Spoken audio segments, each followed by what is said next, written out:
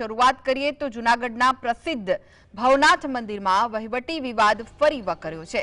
નાણાકીય ગેરરીતિના આક્ષેપસર જેમને હાંકી કઢાયા હતા તેવા મહાદેવ નંદગીરીની ફરી નિમણૂક થતા સાધુ રાજુગીરીએ ગંભીર સવાલો ઉઠાવ્યા છે। રાજુગીરીનો આરોપ છે કે તંત્રે રાજકીય દબાણને વશ થઈ આ નિર્ણય લીધો છે।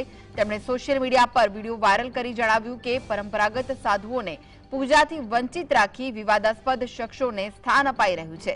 આ મામલે તેમણે હવે કાયદાકીય લડતની તૈયારી દર્શાવતા ભવનાથ ક્ષેત્રમાં ગરમાવો આવી ગયો છે।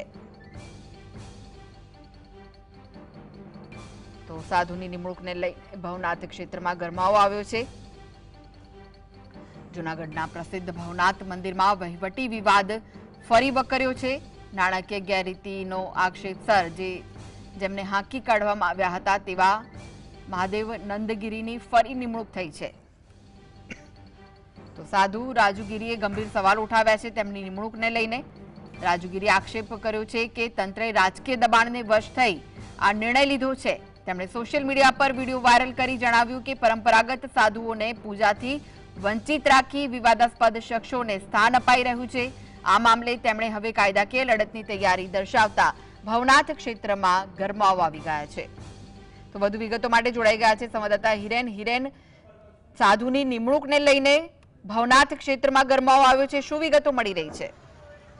કૃષ્ણ, વાત કરવામાં આવે તો ભવનાથ જે તીર્થ ક્ષેત્ર છે ત્યાં હાલ મોટા ભાગના જે મહત્વના ધાર્મિક સ્થળો છે ત્યાં વહીવટદારનું શાસન છે અને ત્યાં પણ મોટા વિવાદો થઈ રહ્યા છે।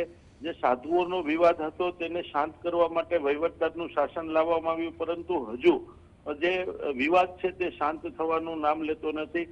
જે ભવનાથના પૂર્વ મહંત છે હરિગીરી, તેમના શિષ્ય છે જે મહાદેવાનંદગીરી, તેમને પૂજારી તરીકે અગાઉ નિમણૂક કરવામાં આવી હતી। ત્યારબાદ તેની ઉપર નાણાકીય ગેરરીતિના આક્ષેપો થતા તેની હકાલપટ્ટી કરી નાખવામાં આવી હતી અને હકાલપટ્ટી કર્યા બાદ થોડા સમય પછી ફરી મહાદેવાનંદગીરીને ભવનાથ મંદિરમાં પૂજારી તરીકે નિમણૂક આપી દેવામાં આવી છે।